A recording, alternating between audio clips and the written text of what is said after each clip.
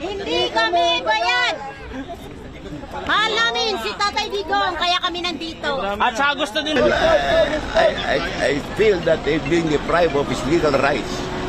Even as former president, huwag mo nang pansinin yun, basta tao, Pilipino, you are entitled to all the constitutional rights as provided by our Constitution.